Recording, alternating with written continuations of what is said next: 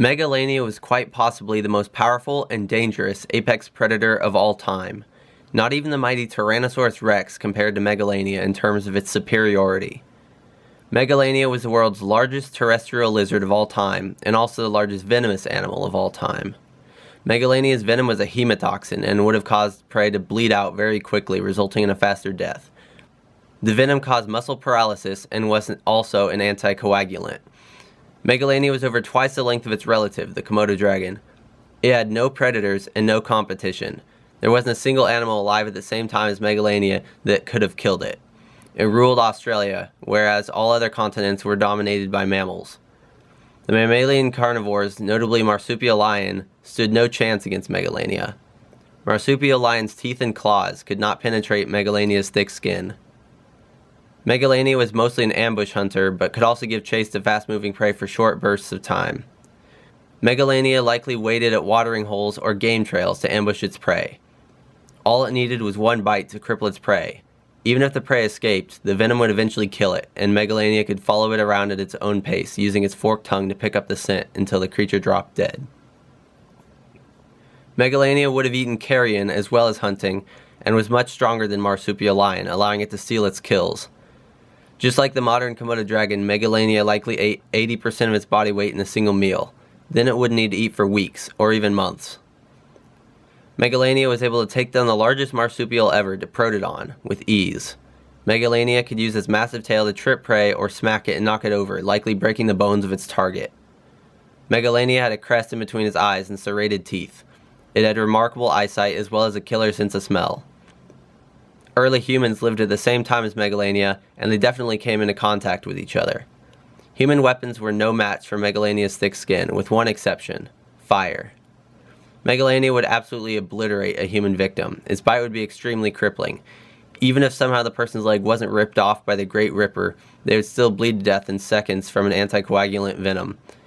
It would be tall enough, however, to target a human's waist or even lunge for their head. While Megalania was standing upright on its hind legs, it would have been 10 feet tall.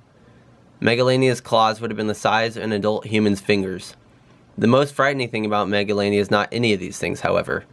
What's truly scary is that there's a high possibility Megalania still walks the earth today. There are numerous reports and sightings every year of giant monitor lizards in Australia.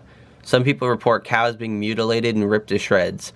It's easy for Megalania to hide, as there are massive areas of Australia that are unexplored, lush forests and swamps. Most Australians live close together in small areas.